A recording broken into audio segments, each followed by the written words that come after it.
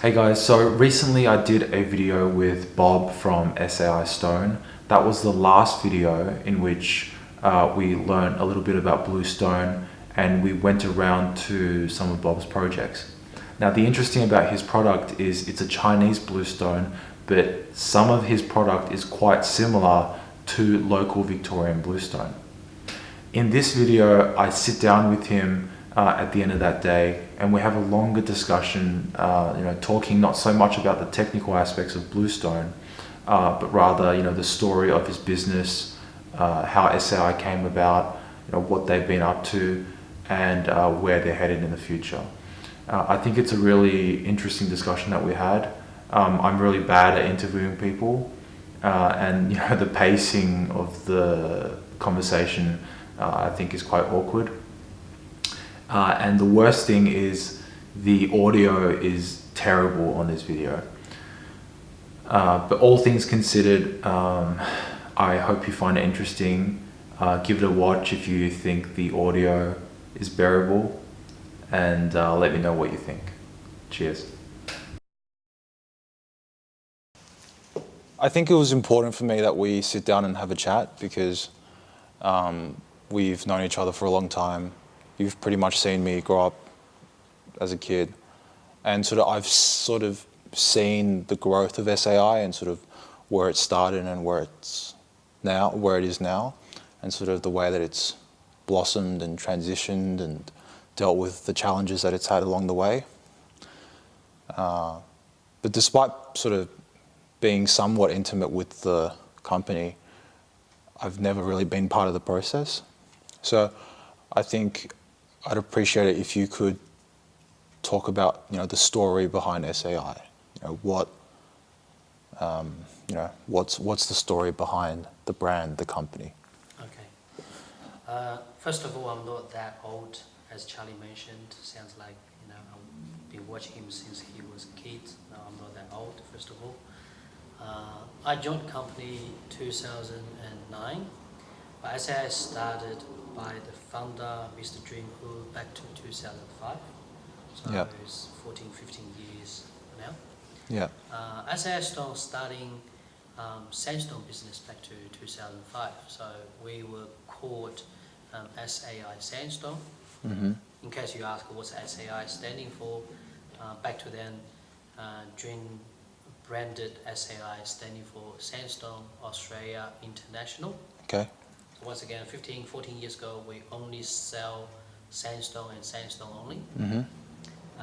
And now we sell all different stones such as granite, marble, travertine, limestone, bluestone, as one of the main topics we're talking about today. Yeah. And of course, sandstone. Okay. And as of now, I understand that Bluestone is the majority of your business, majority of your sales? Correct. Bluestone will take about 60-70% of our sales. Yeah. Apart from that, we have travertine, sales favorite of travertine, granite, limestone, and some marble as well. Yeah. So I guess, the business started out 14, 15 years ago as SAI Sandstone with a focus on sandstone. And since then, that focus has shifted away from sandstone to Bluestone, I guess predominantly Bluestone. So how have you seen the market shift, in terms of say demand for sandstone versus Bluestone, and then how you've had to pivot the business in that way? It's probably my personal understanding is simple explanation was just fashion. It's like trend. This year or last year was yellow was the trend, was the main color, and this year goes grey. Sandstone back to then was extremely popular back to 2005. Lasted about 8 years. Back to then, sandstone was quite popular, heavily demanded by the market, especially around pools, because sandstone naturally has this anti-slippery factor, being the way sandstone formed. Right. Another advantage for sandstone was it was very, very cool in summer. When you're going to jump in the pool, when 40 degrees. So sandstone was literally one of the coolest natural stone in the world. So back to then we sell a lot of sandstone around pools, of course other application as well. Right. Then as time goes by, now as we speak, Bluestone, the grey color kicks in as a trend for last how many years? And plus Melbourne, another name for Melbourne, as we mentioned before, called Bluestone City, everywhere Bluestone. So naturally Bluestone is and has been one of the main seller in whole Melbourne / Victoria. Right. So I guess what you're saying is Bluestone was never unpopular, but you guys entered the market with a focus on sandstone because there was a unique opportunity there. And Bluestone has subsequently become more popular, and sandstone is sort of out of fashion. That's exactly in the right. current market. Yeah. 15 years ago we start sandstone because we didn't really look into Bluestone back to then. Then so many people asking, when we sell sandstone, so many people was asking Bluestone. So we start to look into it. 10 years ago we start to introduce and import Bluestone from overseas. Yeah. And now it turns into one of the main seller for SAI. Yeah.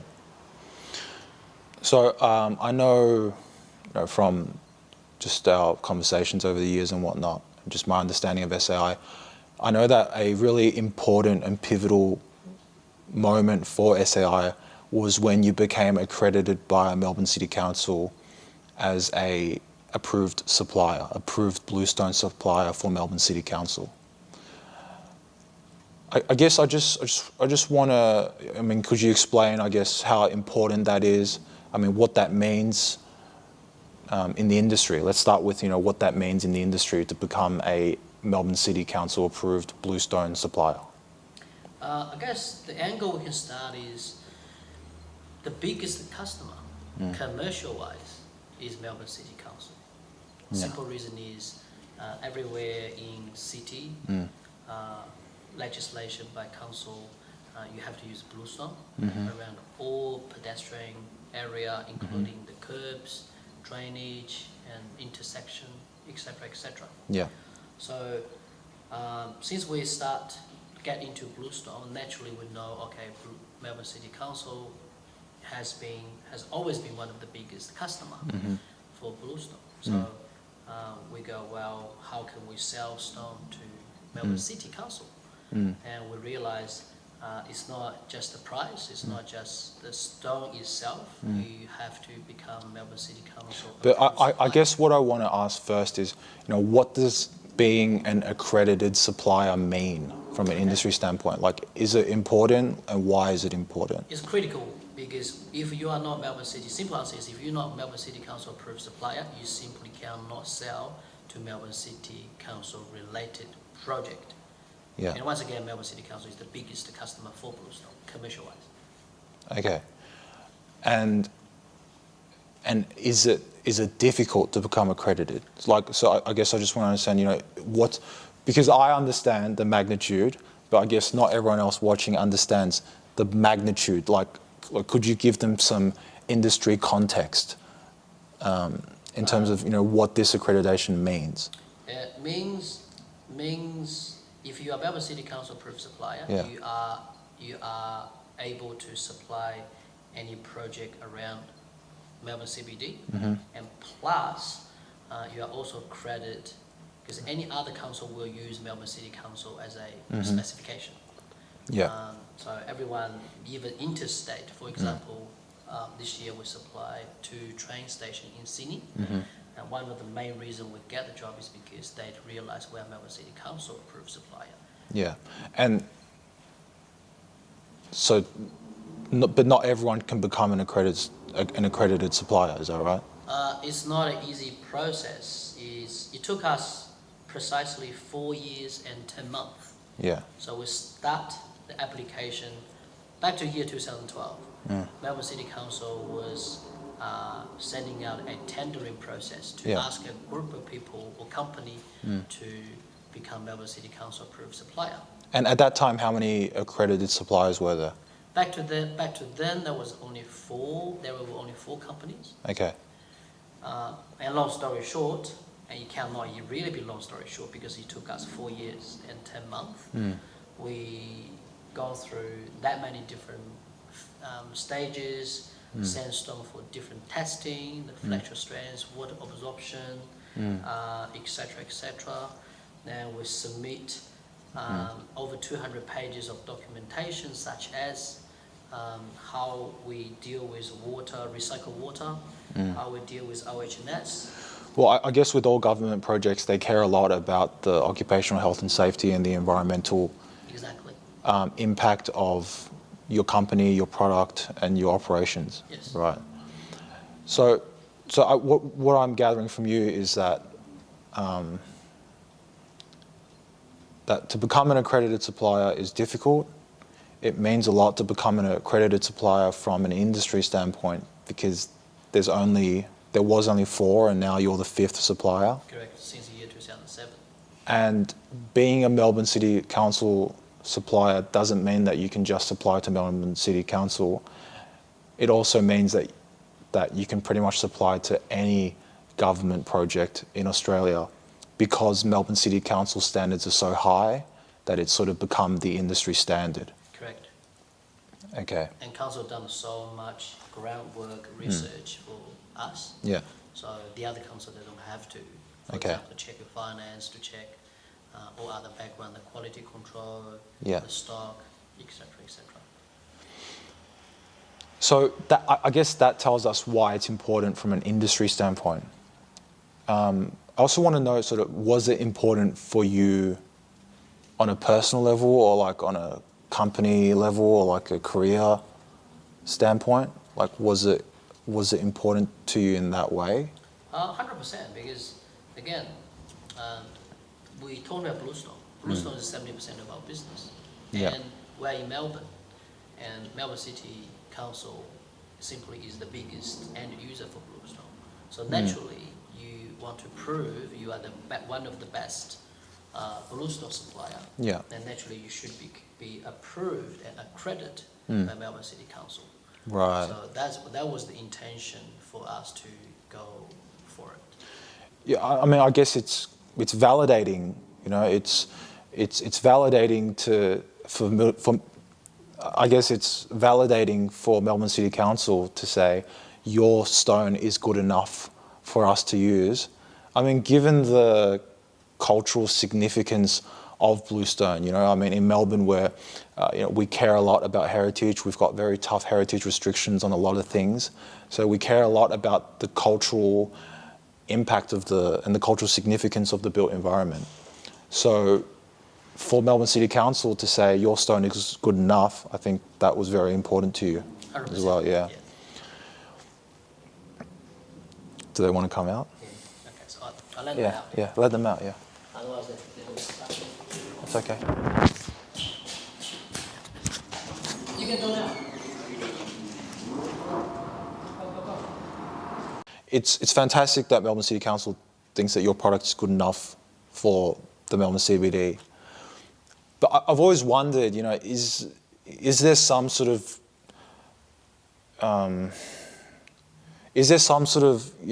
cultural clash, or sort of does it take away from the cultural significance of using Bluestone in the CBD because we're supplying Bluestone from China or other parts of Asia? Must admit, to some customer, yes. Some architect or some customer go, I have to use local Australian Bluestone. I really fully respect that. But also from business point of view, from commercial project point of view, what's the most important thing to any project? I guess one is price, two is the lead time.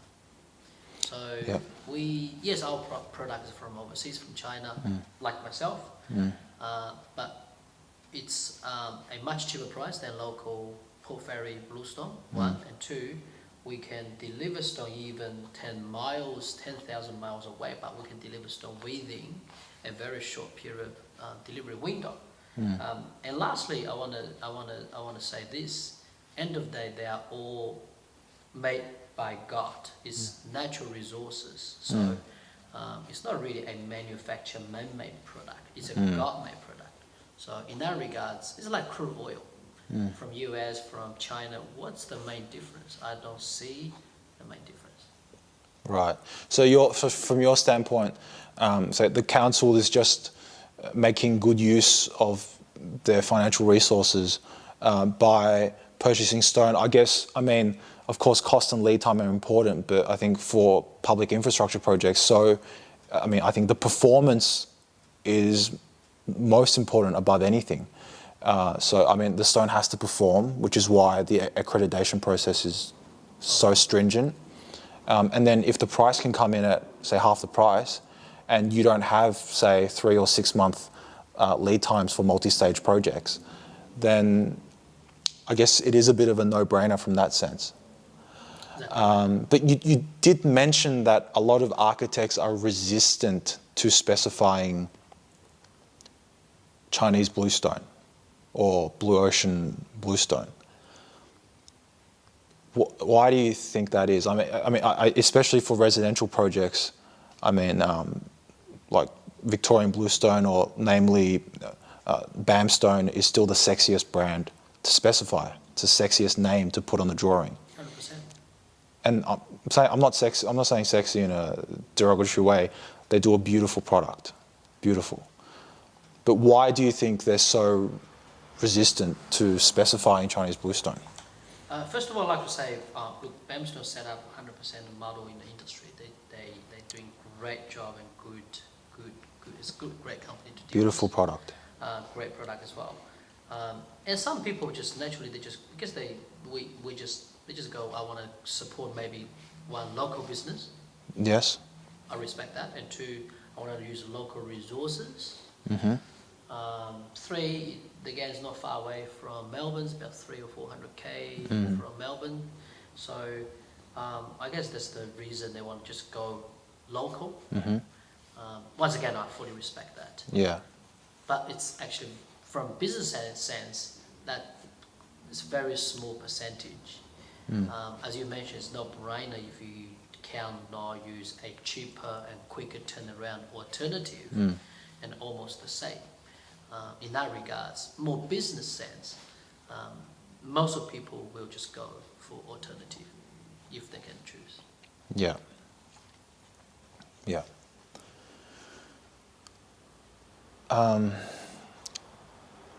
So we've talked about where SAI came from. We talked about sort of, where it's at now. Now you've got some new products. You're always looking for new products. And recently you went on a trip to Vietnam. So could you tell us about what that trip was about and sort of what you learned from that experience? I went to Vietnam for basically 2 main reasons. One, Vietnam has a lot of bluestone resources, form of basalt. So I went to Vietnam for different places to find alternative of bluestone. That's one. And 2, another reason I go to Vietnam is we sourced a lot of more, apart from bluestone, we got a lot of more new product jump on board, such as a new limestone and also to marble. We make a sandblast finish to make it anti-slippery, and to bring them to Australian market. Yeah. The reason why I asked that is because you're going to Vietnam, you're looking for other places to source your bluestone products, trying to push and innovate in the market, and you're also looking for new products. Is part of that sort of understanding that even bluestone will never go out of fashion like sandstone did? Are you always sort of looking for the next thing as well? Again, as we mentioned, it's a trend. Bluestone is one of the main colour choices for Melbourne, Australian or Victoria people. But people never stop trying to find something new. Yeah. There's always people go, I'm sick of this sandstone, I'm sick of bluestone. Do you have anything different? So that drives SAI or drives us to always go, not just Vietnam, we've been to Turkey, been to Brazil, been to a lot of other countries to explore, to find. Brazil. How was Brazil? Yeah, I'd love to go to Brazil. yeah, it's a Okay. beautiful, lovely place. Yeah. Interesting. Expensive stone as well. But Yeah. again, we never stop finding or exploring a new stone or new choices for our customers. Yeah. And so something else I want to touch on is, so people think of stone, like, I mean, natural stone. You mentioned before that, say, for example, bluestone, everyone just thinks, well, bluestone's all the same, right? Well, I guess people think there's Chinese bluestone and there's Victorian bluestone.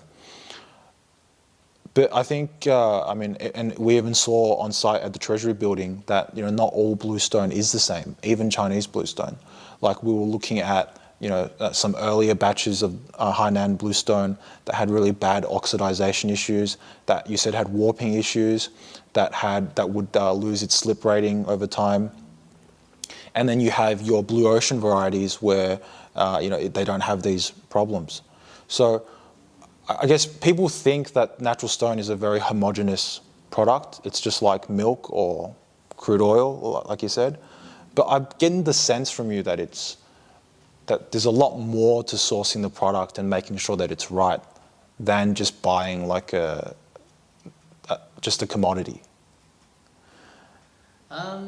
Example is chicken. Is chicken all the same? No, there is something called Lilydale chicken, free range chicken. There is also chicken called Kentucky chicken, which is $2.99 per kilo. So no, bluestone, they are not all the same. Okay. Example, some bluestone can easily rust, as we mentioned. Some bluestone even will experience a curling or bending issue. And apart from that, appearance-wise, some bluestone naturally look darker, some bluestone look, even they are blue or grey-ish range, but some naturally darker, lighter, some contains more character, some is like plainer than the other. Yeah. So no, again, as chicken is not all the same. There are free range chicken, there are caged chicken as well. Yeah. Hence you taste differently and with different price as well, yes. Yeah, yeah. I forgot what I was going to say. We are on to another project. Yeah. Huh? What project we've done for last, like interstate, local project, overseas project. So do you want to talk about maybe some notable projects that you've done recently? Like, is there something interesting or something cool that you've done recently that you want to share? Oh yeah, certainly. Last few years we've done quite a few big projects. Example, we've done 2 train stations, Castle Hill and Rouse Hill Station in Sydney, New South Wales. It's over 120 containers for that project. We've done Royal Adelaide Hospital in Adelaide. In year 2015. Back to then, that was the biggest project in South Australia. Yeah. Then we've done our first international project. We've supplied Australian Embassy in Thailand, Bangkok. Okay. Yeah. And apart from that, we've done Deakin University back 2 or 3 years ago for stage 1, 2 and 3. And we've done a number of train station, example, Mitchell Station, stage 1, 2 and 3 as we speak. And so on and so on. Yeah. Yeah. So it sounds like ever since you got the accreditation from Melbourne City Council that you've just sort of hit the ground running and used that to win a lot of projects around Australia and also that project in Thailand. Yes, exactly. Yeah. You want to talk about what makes SAI different. SAI different? Yeah. What makes SAI different? That's the question I've been asking myself every day. Being a businessman, every day I jump out of bed, ask myself, okay, I'm come to work, I'm in the stone industry, what can make my company, SAI, different than than others, than my competitors.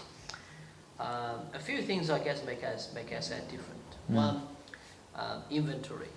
As we go through, we have over 3,000 pallets in stock at any time.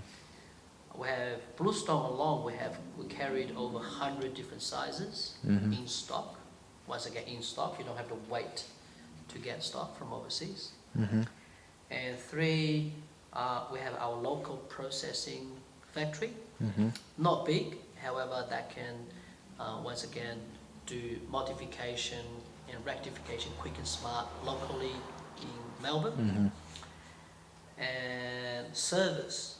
I know everyone talking about service, but SAI is a really service driven.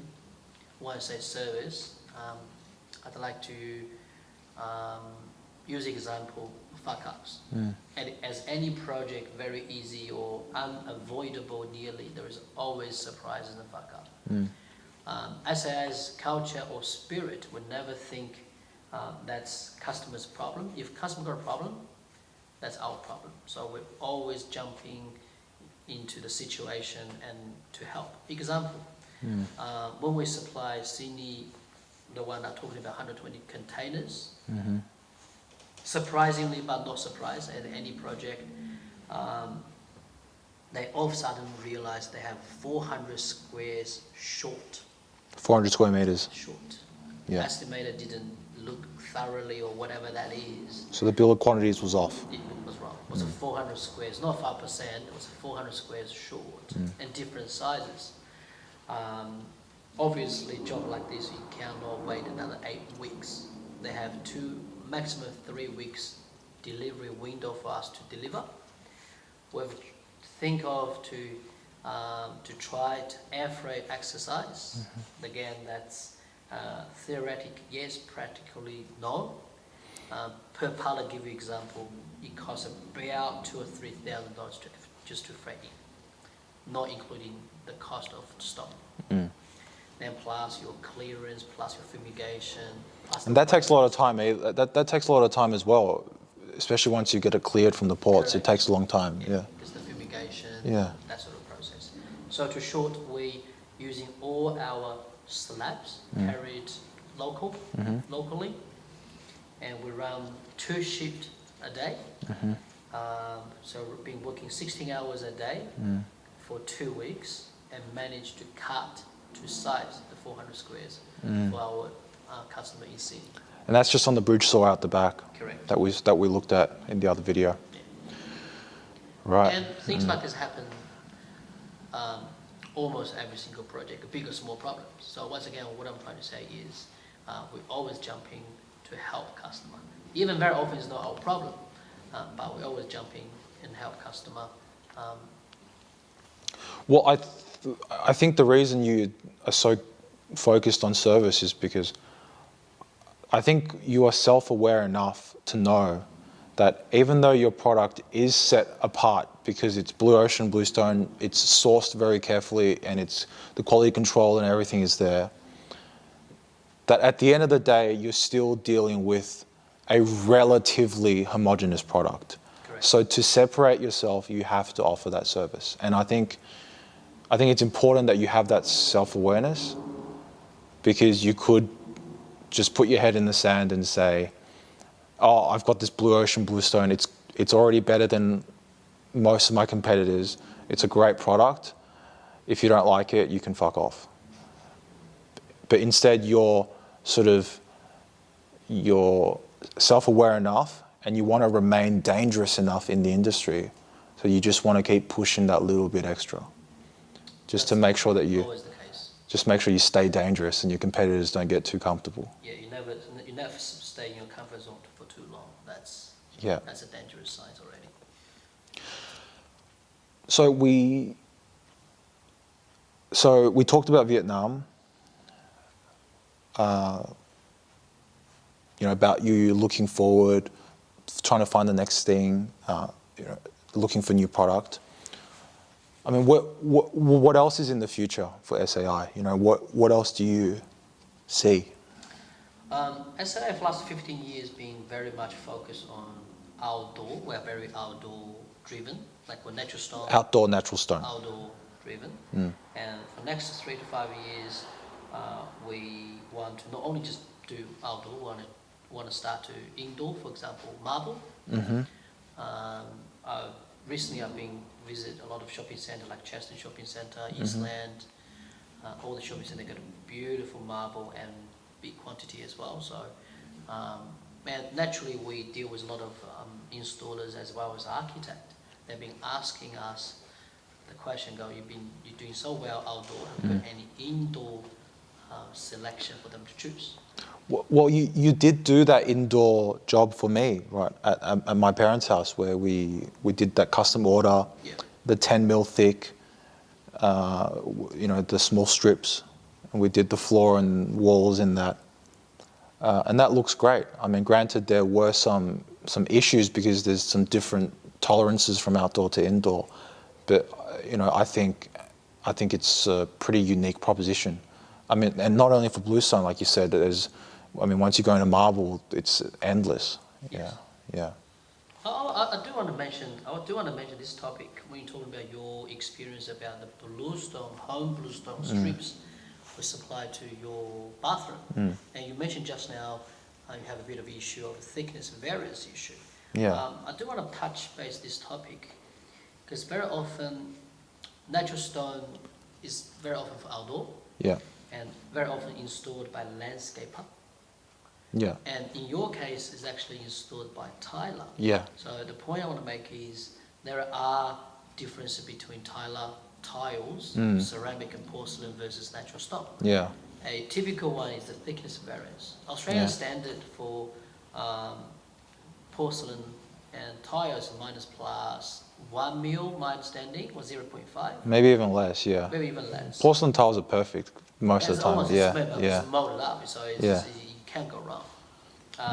But natural stone Australian standard is minus plus 1 to 2 mil depending on the size and the thickness as well. So I guess the point I want to make is if we know the project is for indoor, so from manufacturer point of view, we're gonna be ultra careful to make sure the tolerance will be the same or similar to tiles or ceramics. Or alternatively, we should inform tiler when they install, they're gonna be aware this is a natural stone, not tiles. I mean, we worked with it fine. Like all we had to do was just sort it into piles and just sort the thicknesses into different piles, and the tiler just needed to spend a little bit more time thinking about it. And the finished product is beautiful. It's fine. Yes. I'll put up a photo now, and you'll be able to see. So, I mean, I guess indoor products. I mean, that opens a whole new market for you. Yeah. So I guess that's the vision for SAI, is to keep doing outdoor, but then sort of increase focus on indoor products as well. As well, yes. Yeah. So we will deal with all different architect, installation team, as well as maintenance. I guess I want to talk about maintenance a little bit. Stone, SAI will again want to talk about service, not just we can supply stone, and we actually can provide solution, e.g. how to install, if we're talking about mechanical fixing, if we're talking about mortar base, if we're talking about glue base, or even sand base, and we have all the knowledge available, and even after sales, when we're talking about cleaning and sealing, we have associated company called iRock Sealing. Isaac Newton, his name is. Yeah, Isaac, he stone sealer, great guy. Yeah. So together we team up with Isaac. We actually can provide all the cleaning and sealing solution, and marble restoration and maintenance as well. Yeah. Right. So I guess we spent the day looking at your Bluestone range. That's been our focus today. Yep. I think it's good that we're able to sort of provide some of that information out to the audience, and so that they can see what's the difference between the different types of bluestones, different finishes and whatnot, just to provide a little bit of valuable information. We saw some of your projects, and I think it was great that we could sit down and have this discussion and have a chat about these things. So, I mean, thank you for your time today. Right, thanks. Thank you, Charlie. Thanks, everyone. All right.